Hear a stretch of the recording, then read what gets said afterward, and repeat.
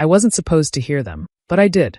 My husband and his boss, laughing at me like I was some stupid joke. The worst part, they were right behind me. The room was full of people. Music played softly in the background. Glasses clinked, and voices buzzed around me. I stood near a tall window, trying to calm my nerves. My husband told me this gala was important. He wanted me to make a good impression. I spent all day getting ready, trying to be what he needed me to be. I stayed close to the edge of the crowd, quiet, smiling when someone looked my way. I wasn't used to these events.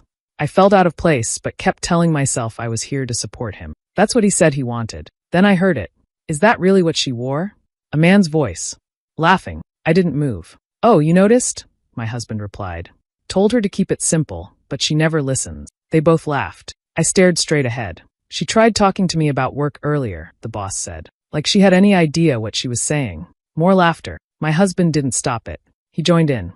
Like it was the funniest thing in the world. I stood frozen. My face felt hot.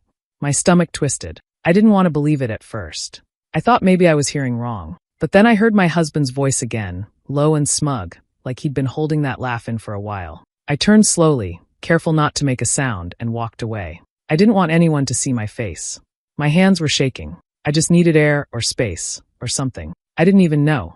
I found an empty seat near the edge of the room and sat down. I looked around at all the well-dressed people, laughing and clinking glasses like nothing was wrong. I felt like I was made of glass, ready to crack. I trusted him. For years, I helped him build his career. I stood by him, believed in him, and now here he was, laughing about me with the same man who once shook my hand and told me I was a strong support system. I wiped the corner of my eye, careful not to ruin my makeup. Then I noticed someone nearby. The CEO. He was standing alone, not talking to anyone, just watching the room. He didn't look cold or unkind, just observant, like he was always paying attention. He caught my eye and nodded slightly. I don't know why, but in that moment, something inside me changed. I stood up and walked toward him, not with a plan, just with quiet anger and the feeling that maybe, just maybe, this night didn't have to end with me being the joke. Back then, we had nothing. He had dreams, but no money, no job, and no plan. I believed in him anyway. He said he wanted to go back to school, get a degree, and build a real future for us. I told him I'd support him, and I did. I picked up 2 jobs. I worked early mornings at a diner and evenings at a grocery store. I came home tired, feet aching, but I still cooked, cleaned, and made sure he had what he needed to study. Rent, bills, groceries, everything came from my paycheck. He studied while I worked, and I was proud of that. I thought we were doing something good together. When he was overwhelmed, I stayed up late and helped him type papers. I quizzed him for tests. I gave up weekends and vacations so we could save money. I told everyone, we're investing in our future. I really believed it. He finally graduated, and I cried when he walked across that stage. I had never felt more proud of anyone in my life. He hugged me afterward and said, "We did it."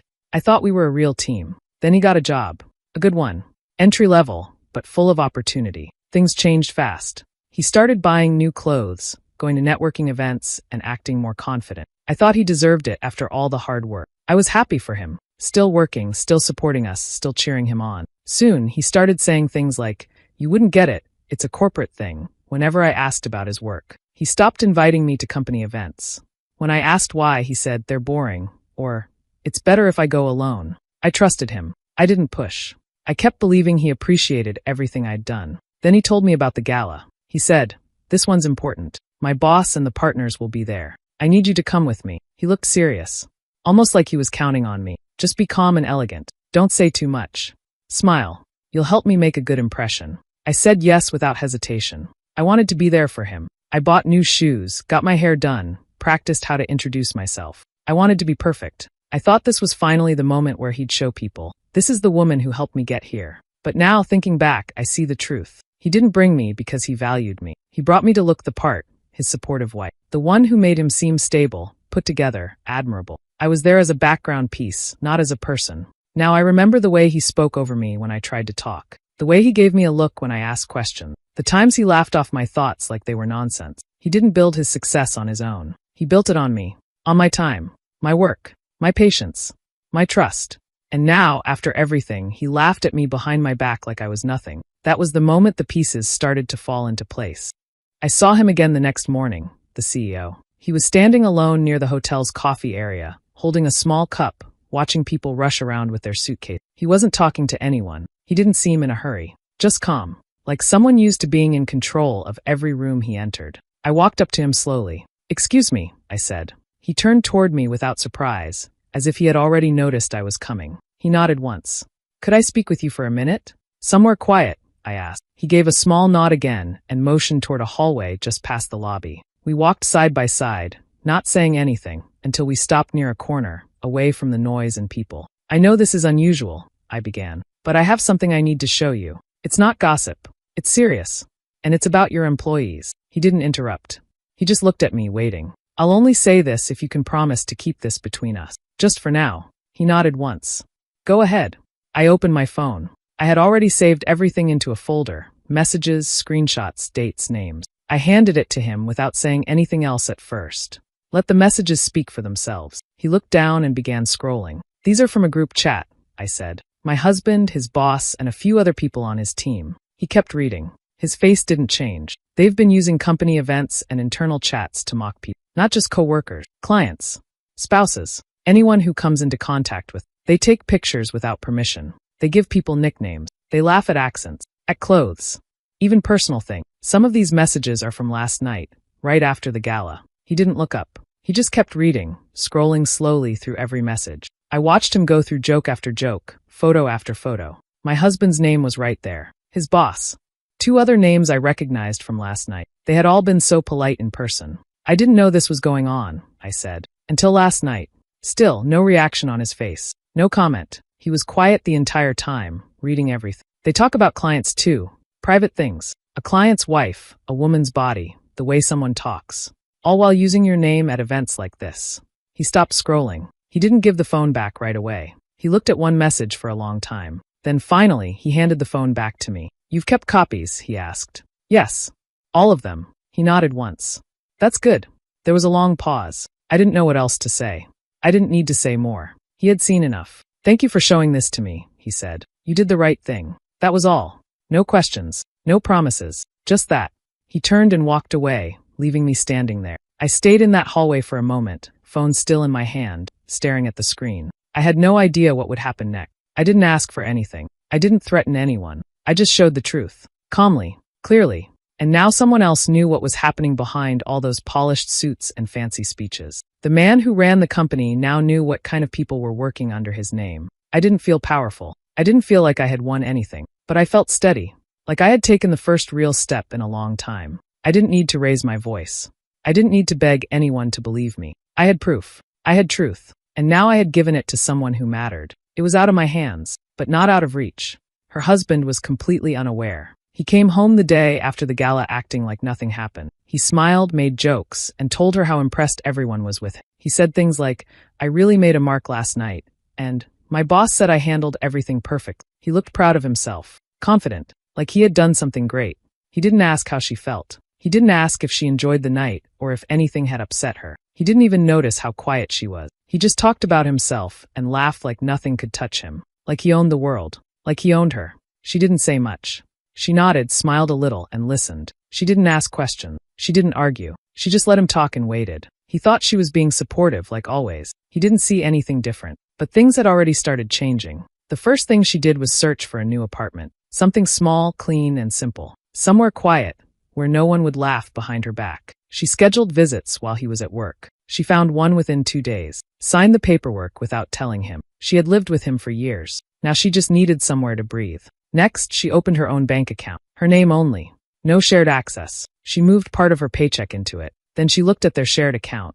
Most of the money came from her work, especially in the beginning. She remembered every time she paid the bills, bought groceries, kept them afloat while he studied. She wasn't stealing. She was taking back what was hers. She moved a portion into her private account. Not everything, just enough to leave with what she had brought in. She changed her direct deposit to go into the new account. Quietly. No warnings. No drama. She also started calling places where they had joint accounts, investments, savings, even their streaming services. She removed her name from everything, one by one. She didn't make a big deal. She just called, gave her details, and walked away from each thing. Her husband didn't notice.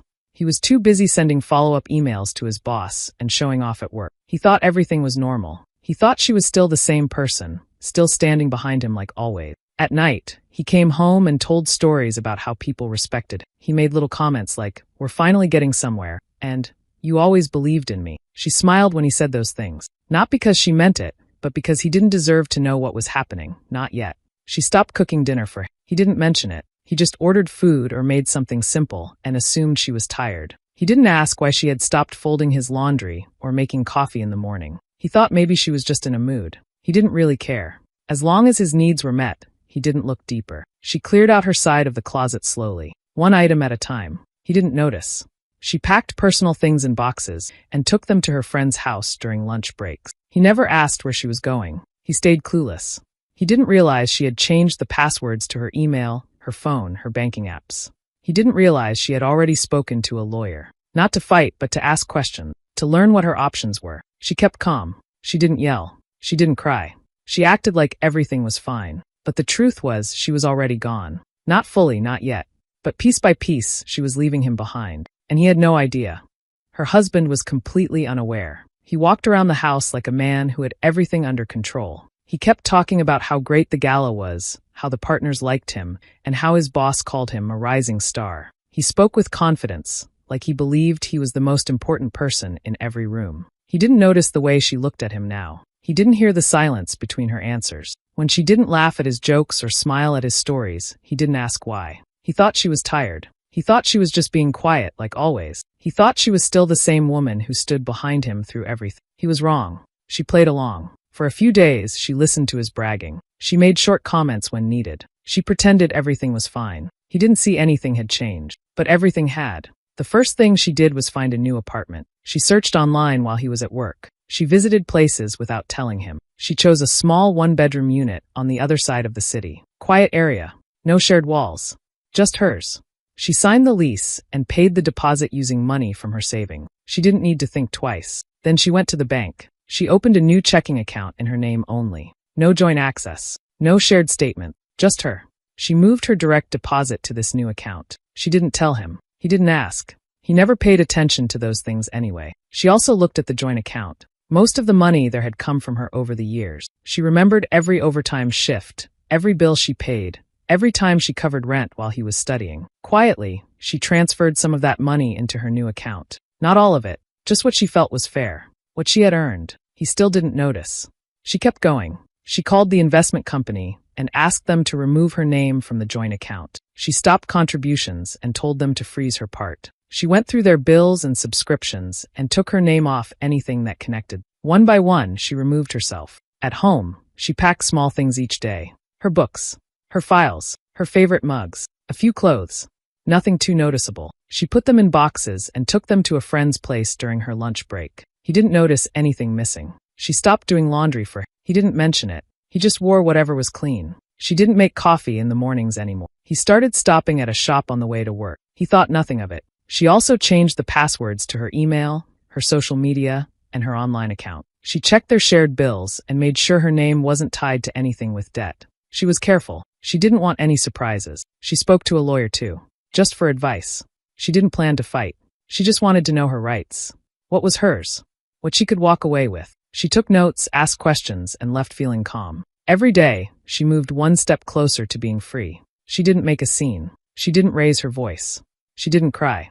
She had done that already. Now, she was just making a plan and following it. And still, he had no idea. He was too busy thinking he had everything under control. Too busy celebrating his success to see the quiet storm building right next to him. She didn't need to. She waited until the house was quiet. No distractions. No background noise. He had just come back from work, kicked off his shoes, and was settling on the couch with his phone. He looked relaxed, like it was any normal evening. He didn't expect anything. He never did. She stood in front of him and said, "We need to talk." He looked up, confused. "Now?" She nodded. "Yes. Now." She didn't raise her voice. She didn't look angry. She just looked steady. Calm. She pulled out her phone and opened the folder she had saved. The screenshots. The group chat. Every cruel message. Every joke. Every photo. She handed him the phone. "Read this." He took it slowly. At first, he didn't say anything. His eyes moved down the screen. Then he gave a small laugh. Not nervous. Just amused. "Oh, come on," he said. "It was just jokes. Don't be so sensitive." She didn't react. "We were messing around," he continued. "You know how guys talk." She didn't speak. She just watched him. He shrugged. "It's not that serious." "You didn't just laugh at me," she said quietly. "You made me a joke. You shared my photo. You let them call me names. He leaned back and shook his head. You're blowing this out of proportion. No, she said. I'm not. You're being dramatic. No, she said again. I'm being honest.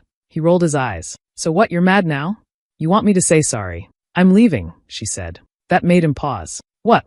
I'm leaving, she repeated. I've already found a place. I've moved most of my things. I've opened my own account. I've taken my name off everything. He sat up straight, the smile finally gone from his face. You're serious? Yes. He stared at her for a few seconds. Then he frowned. Where are you going to go? You can't afford to just walk away. She looked him in the eye. I always planned ahead. Unlike you. He blinked. I've been working, saving, preparing. I gave you years of support. I was quiet when you needed me to be.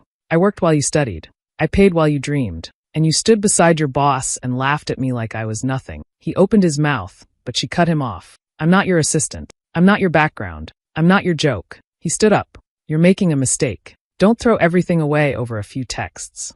This isn't about the texts, she said. It's about what they showed me. He stepped closer. You're just emotional. You don't mean this. She didn't move. I mean every word. What am I supposed to tell people? She raised an eyebrow. That's your problem. He looked lost now. The arrogance was gone. The calm confidence replaced with panic. He wasn't used to not being in control. He wasn't used to her being firm. I'll change, he said suddenly. I'll fix it. She shook her head. You're only sorry because I'm leaving. He didn't answer. She picked up her bag, the one she had packed the night before. She walked to the door without looking back. He stood frozen, not saying another word. She opened the door, stepped out, and left behind the man who once promised her everything and gave her nothing but a broken truth. Monday morning started like any other. People came into the office with coffee in their hands and tired looks on their faces. But something felt different. There was a strange quiet in the building. Fewer smiles, less small talk. It was like something heavy was in the air, but no one knew exactly what. The CEO had arrived early. He didn't speak to many people. He went straight to his office and made a few calls. No loud meetings, no big announcements. Just a few emails, a few private messages. Quiet, controlled, serious. By mid-morning, the head of HR started calling people in one by one. First, it was one of the senior partners. Then a junior employee. Then the husband's boss. Each person stayed inside for a long time. When they came out, they didn't say anything. Some looked nervous.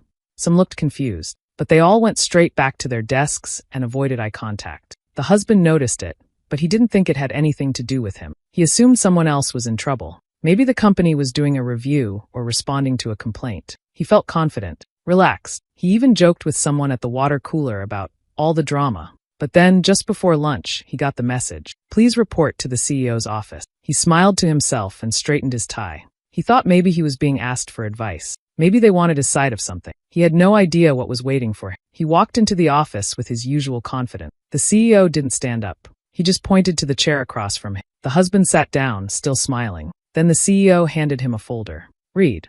The husband opened it. It was full of printed screenshots, the same ones his wife had shown the CEO. Every message from the group chat.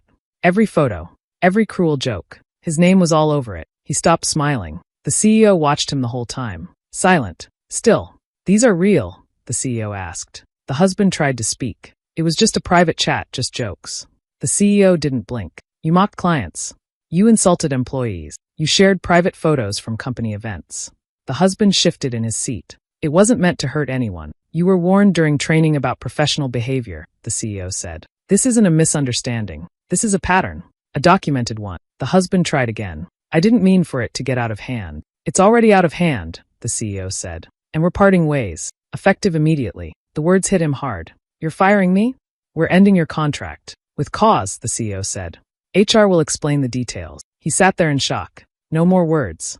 No more excuses. He left the office quietly. No smile. No jokes. No pride. People watched as he walked by, but no one said anything. He packed his things slowly, without speaking to anyone. Just a quiet goodbye, with his head down. The same man who had laughed at others now couldn't face them. And just like that, the job he thought he owned was gone. Their so-called power couple, friends, didn't stay friends for long. At first, they acted surprised. Some messaged him, asking what happened. But after a few days, the messages stopped. The phone stopped ringing. The invites disappeared. The smiles turned into silence. No one wanted to be seen with someone who had been fired so publicly, especially not for behavior like his. He tried reaching out to old contacts, hoping someone would give him a chance. Some didn't reply. Others gave short answers, saying they weren't hiring. A few were honest, They told him his name had come up in conversations, and it wasn't good. People in the industry already knew about the group chat. Word had spread fast. He started applying to jobs online, but nothing came back. Not even interviews. When he followed up, he got polite rejections or no answer at all. It was like he didn't exist anymore. He had been removed from company newsletters, group chats, and even office photos. His LinkedIn still said he was working at his old job, but everyone knew the truth. At home, it was worse. The house felt empty, quiet, cold. She had already moved out. He didn't even notice when it happened. One day she was there, quiet and distant, and the next day she was gone. Her closet was empty. The drawers too. She had taken her things piece by piece, and he hadn't seen it coming. He tried calling her. Once. Twice. Many times. At first, she didn't answer. Then she blocked his number. He sent emails, long messages, apologies, promises. She never replied. One day, he created a fake profile and looked her up online. He searched her name on every platform he could think of. That's when he found her LinkedIn. She had updated it. It said she was now consulting for a new company, a competitor, a well-known one. And right under her name, in the small notes section, it said she had been personally referred by the CEO. His old CEO. He stared at the screen, reading the line over and over. He didn't know how to react. She hadn't just walked away. She had moved forward. She had stepped into a new chapter while he was stuck in the ruins of the one he destroyed. He closed the laptop and sat in silence. No job. No wife. No friends. He once stood tall, full of pride, thinking he was the one building a future. Now he finally saw the truth. He hadn't built anything. She had. And when she walked away, it all fell apart. His world was gone, and there was no one left to blame but himself. She embraced her freedom in small ways. There was no rush, no need to explain. Each day felt lighter. She could finally sit still without worrying about what someone else wanted or needed from her. The silence in her new place didn't feel heavy. It felt safe. It was a space that belonged to her and no one else. She took time to learn who she was without him. For a long time, she had made decisions based on what he liked, what he wanted, what made him look better. She had held back opinions. She had tried not to outshine him, even when she had something to say. Now, there was no one to please but herself. She started going on walks. She bought groceries she liked. She stopped asking herself if things were too much. She lit candles just because she enjoyed the smell. She no longer looked at her phone waiting for messages that never came. There was peace in that. One evening, she got a message from the CEO. It wasn't about work. He asked if she'd like to join him for dinner. Nothing formal. Just a meal. She said yes. They met at a quiet restaurant. The place wasn't busy. Soft music played in the background. They spoke easily. No tension. No pressure. He didn't talk over her. He asked questions and waited for her answers. He listened. She hadn't felt that kind of respect in years. They spoke about books, travel, and work, but not hers or her husband. Real conversations. Balanced. Thoughtful. It was the first time in a long time she felt seen. Not judged. Not used. Just understood. There was nothing romantic about it. Just kindness and mutual respect between two people who had gone through things quietly. Later, walking home, she thought about how much of herself she had hidden. She remembered times she stayed quiet to avoid making her husband feel small. She used to hold back good news or change how she dressed because he didn't like attention on her. She did it without thinking, just to keep things smooth. But not anymore. She was done shrinking. Done pretending to be less. Done apologizing for simply being herself. She reached out to old friends, people she hadn't spoken to in years. At first, she wasn't sure they'd answer. But they did.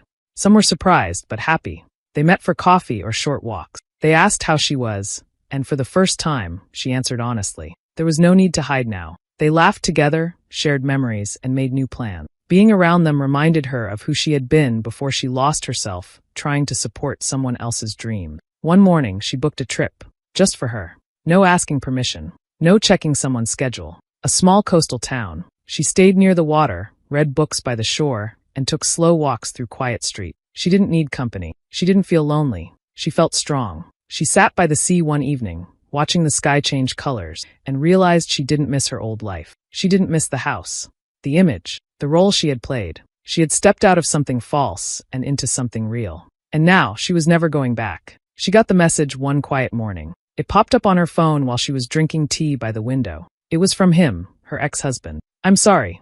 I lost everything." She stared at the words for a few seconds. No greeting.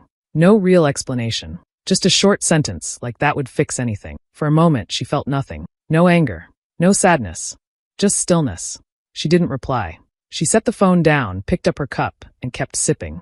Outside, the sun was rising slowly, spreading light across the street. The world kept moving, even though his had clearly stopped. A few minutes later, another message arrived, but this one wasn't from him. It was from the CEO's office. She opened it calmly and began reading. It was a job offer, full-time, a high-level role at his company. The numbers were clear, 6 figures, full benefits, full trust. He wrote that her insight, honesty, and strength had impressed not just him, but others on the board. They wanted her on the team. She leaned back in her chair and let it sink in. Everything had changed. Not long ago, she had stood at a gala, feeling small, unwanted, invisible. Now, she was being seen for who she truly was. Not because of how she looked, not because of who she stood next to, but because of what she knew, what she had done, and who she had become. She stood up and walked to the mirror across the room. Her reflection looked the same face, same eyes, same posture. But something felt different. There was no weight on her shoulders, no fear in her chest, just quiet confidence, a steady kind of power. She smiled, not wide, not forced, just enough. The phone buzzed again. Another message from him. She didn't open it. She had nothing left to say. He had made fun of her, let others do the same, thought she would stay small forever. But she didn't yell. She didn't fight back in anger. She just told the truth, showed what needed to be seen, and let the rest take care of itself. She walked back to her desk, opened her laptop, and clicked accept offer. As the screen loaded, her thoughts returned to that one terrible night. The laughter behind her back, the pain in her chest, the way they thought she didn't matter. But she did. They laughed at me that night, she thought. But I whispered the truth and watched everything burn. Ever been in a situation where staying quiet said more than shouting ever could? I'd love to hear what you would have done if you were in my place. Share your thoughts down in the comments. And if these kinds of stories interest you, make sure to subscribe and tap the bell so you're the first to know when the next one drops.